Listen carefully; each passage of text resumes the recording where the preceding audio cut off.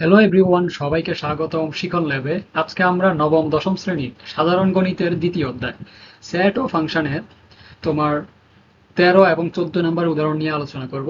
13 নম্বর উদাহরণে দেখো কি বলছে, যেই সকল স্বাভাবিক সংখ্যা দ্বারা 311 এবং 419-কে ভাগ করলে প্রতি ক্ষেত্রে 23 অবশিষ্ট থাকে, এদের সেট নির্ণয় করো। মানে কি, তোমাকে বলছে কি স্বাভাবিক সংখ্যা আমার দুইটা আছে, 311 দেন হচ্ছে 419, ঠিক আছে? দুইটা স্বাভাবিক সংখ্যা দেওয়া আছে, এদেরকে ভাগ করলে প্রতি ক্ষেত্রে তোমার কত অবশিষ্ট থাকতেছে? 23, ঠিক আছে? এই যে 23 অবশিষ্ট থাকতেছে, তাহলে তোমাকে বলছে কি এদের সেট নির্ণয় করতে বলছে। সেট নির্ণয় কিভাবে করবা যখন অবশিষ্ট এত থাকে? তোমার মেন কাজ হচ্ছে যে যে দুইটা স্বাভাবিক সংখ্যা দেওয়া থাকবে, ওই দুইটা স্বাভাবিক সংখ্যা থেকে তোমার যত অবশিষ্ট থাকে অত বিয়োগ দিবা। তাহলে 311 থেকে 23 বিয়োগ দিবা, তারপরে 419 থেকে 23 বিয়োগ দিবা। বিয়োগ দেওয়ার পরে যে সংখ্যাগুলো পাবা, ওই সংখ্যাগুলোর গুণনীয়ক বের করবা। গুণনীয়ক মানে কি, সেটা তো তোমরা অলরেডি জানো। গুণনীয়ক বের করার পরে দুইটার মধ্যে ইন্টারসেকশন করবা। ইন্টারসেকশন করলেই তোমার সেট নির্ণয় করা হয়ে যাবে। আসলে দেখো আমরা ম্যাথটা করি। দেখো, যে স্বাভাবিক সংখ্যা দ্বারা এত এবং এতকে ভাগ করলে প্রতি ক্ষেত্রে 23 অবশিষ্ট থাকে, সেই সংখ্যা হবে 23 অপেক্ষা বড়, তাই না? কারণ 23 যদি অবশিষ্ট থাকে 23 অপেক্ষা তো বড়ই হবে। এবার দেখো, এবং 331, 311 থেকে তুমি 23 বিয়োগ দিচ্ছ 288, এখানে 23 বিয়োগ দিলা 396। এখন এদের সাধারণ গুণনীয়ক গুলো তুমি হিসাব করবা। সাধারণ গুণনীয়ক যদি হিসাব করো, তাহলে 23-এর সাধারণ 23 অপেক্ষা বড় 288 এর গুণনীয়ক সমূহের সেটকে আমি এ ধরে নিছি, এ সেট ধরে নিছি, ঠিক আছে?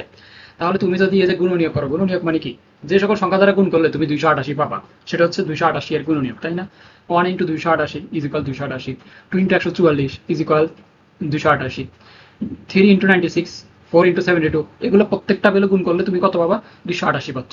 তার মানে এই প্রত্যেকটা ভ্যালু হচ্ছে তোমার কি 288 এর গুণনীয়কের ভ্যালুগুলা, তাই না? তাহলে তোমার এখানে সেট ধরতে হবে।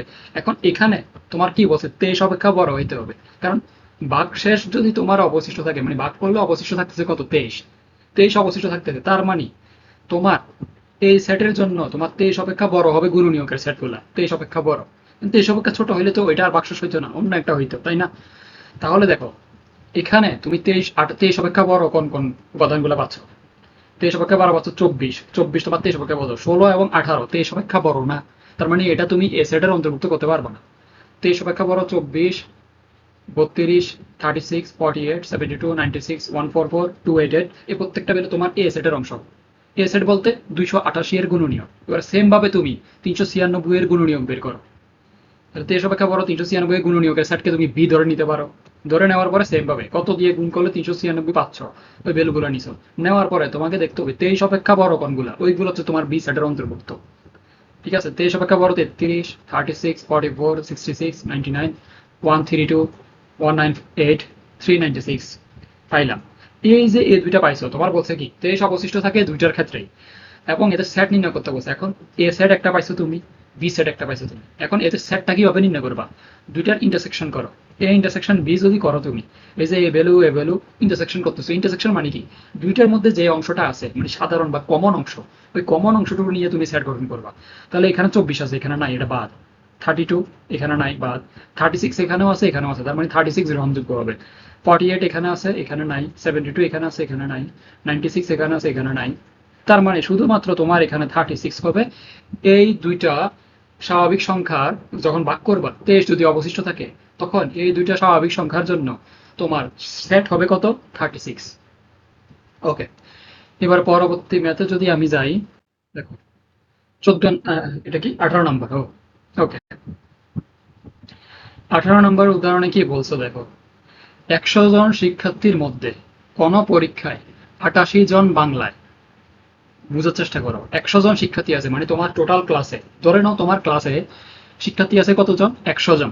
100 জন শিক্ষার্থীর মধ্যে 88 জন বাংলায় পাশ করছে, 80 জন গণিতে এবং 70 জন উভয় বিষয়ে পাশ করছে, ঠিক আছে?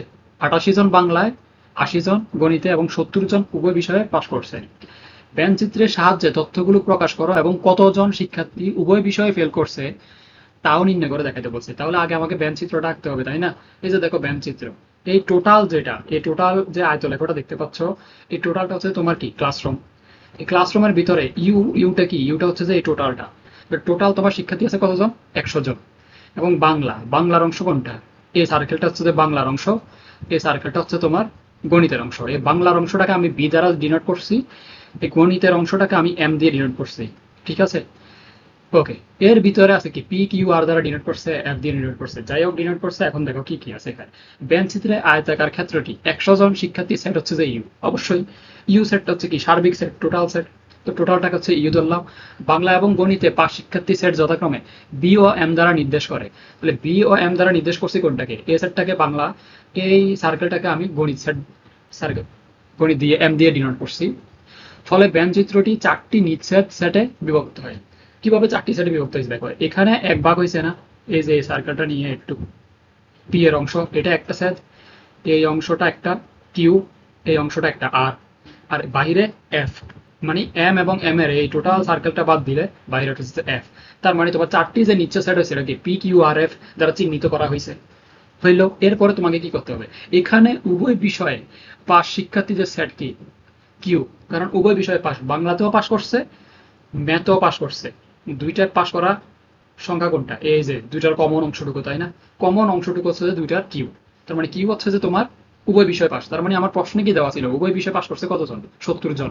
তার মানে এই কিউ অংশটা হচ্ছে যে 70 জন। ঠিক আছে, এরপরে হচ্ছে যে শুধু বাংলায় পাস শিক্ষার্থীর সেট, যার সদস্য সংখ্যা কত, 88 মাইনাস 70। তোমার পরীক্ষা বলছে কি শিক্ষার্থীর মধ্যে 88 জন বাংলায় পাস করছে, তাহলে বাংলার অংশ কতটুকু, এই টোটালটা, এই সার্কেল টোটালটা বাংলার অংশ না? এই টোটালটার মধ্যে আছে কতজন, এই 88 জন। 88 জন তোমার এই বাংলার সার্কেলের মধ্যে আছে, কিন্তু বাংলা সার্কেলের মধ্যে তো উভয় বিষয় পাস করা শিক্ষার্থীর সংখ্যা আছে, তাই না? যে বাংলায় পাস করছে ও তো ম্যাথও পাস করতে পারে। তার মানে তোমাকে শুধুমাত্র বাংলায় পাস করছে কতজন সেটা বের করতে হবে, মানে এই পি এর ভ্যালুটা বের করতে হবে। তাহলে পি এর ভ্যালু বের করার জন্য তোমার তো দেওয়াই আছে বাংলায় পাস করছে 88 জন, তো 88 জন থেকে তুমি যখন এই কিউ এর ভ্যালুটা বাদ দিবা, কিউ এর ভ্যালু কত পাইছো, 70, এই কিউ এর ভ্যালুটা বাদ দিয়ে দিবা, তখন তুমি এই পি এর ভ্যালু পেয়ে যাবা। ঠিক আছে, শুধুমাত্র বাংলার ভ্যালু পেয়ে যাবা। এই যে এই সার্কেলটা একটুকে অর্ধ সার্কেল, এই সার্কেলের পি এর অংশটা হচ্ছে শুধুমাত্র বাংলা, আর এখানে এম এর এই অর্ধেক সার্কেলটা হচ্ছে যে তোমার আর এর অংশ, আর এর অংশটা হচ্ছে শুধুমাত্র গণিত। ওকে, এখান থেকে তুমি বাদ দিলা 18 জন শুধুমাত্র বাংলায় পাস করছে। এরপরে দেখো শুধুমাত্র গণিতে পাস করছে শিক্ষার্থীর স্যার কত হবে, গণিতে পাস করছে 80 জন, এর মধ্যে শুধুমাত্র গণিতে পাস করছে কতজন, 70 থেকে বিয়োগ দিয়ে দিবা, এই 70 হচ্ছে এই অংশটা। এই অংশটা বিয়োগ দিলে শুধু ম্যাথ পাস করছে কয়জন, ওইটা তুমি পায়ে যাচ্ছ। তাহলে গণিতে পাস করছে কতজন, 10 জন।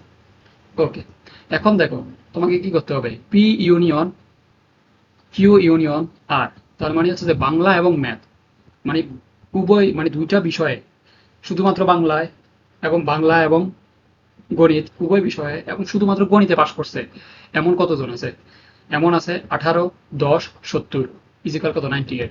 তার মানে কি, মানে টোটালটা তুমি করতেছো, এই পি এর ভ্যালু কত পাইছো, 18, কিউ এর ভ্যালু কত পাইছো 70, আর এর ভ্যালু কত পাইছো 10। তিনটা যখন যোগ করে দিবা তাহলে তোমার পাস করছে কতজন সেটা বের হয়ে যাচ্ছে না? তাহলে টোটাল পাস করছে কতজন, 18 জন, 10 জন, 70 জন ইজিক্যাল 98 জন। তোমাকে চাইছে কি কতজন শিক্ষার্থী উভয় বিষয়ে ফেল করছে, উভয় বিষয় ফেল করছে, তাই না? এখন দেখো এফ, উভয় বিষয়ে ফেল করা শিক্ষার্থীদের সেট হচ্ছে যে 100 থেকে তুমি যদি 98 কতজন পাস করছে সেটা তো তুমি বের করে ফেলছো। এখন তুমি যদি পাস করছে যতজন মোট শিক্ষার্থী থেকে বিয়োগ দিয়ে দাও, তাহলে ফেল করছে কতজন সেটা বের হয়ে যাবে না? 100 থেকে তোমার 98 জন বিয়োগ করে দিলে 2 জন তোমার উভয় বিষয়ে কি করছে, ফেল করছে। উভয় বিষয়ে ফেল করেছে 2 জন শিক্ষার্থী। ওকে, একটু কি, সো তোমাদের যদি ভিডিওটা ভালো লেগে থাকে তাহলে অবশ্যই তোমরা বন্ধুদের সাথে শেয়ার করে দিবা, আর অবশ্যই চ্যানেলের সাথে থাকবা, চ্যানেলটিকে সাবস্ক্রাইব করে দিবা, ফলো করে দিবা। দেখা হচ্ছে আবার পরবর্তী ভিডিওতে। ধন্যবাদ।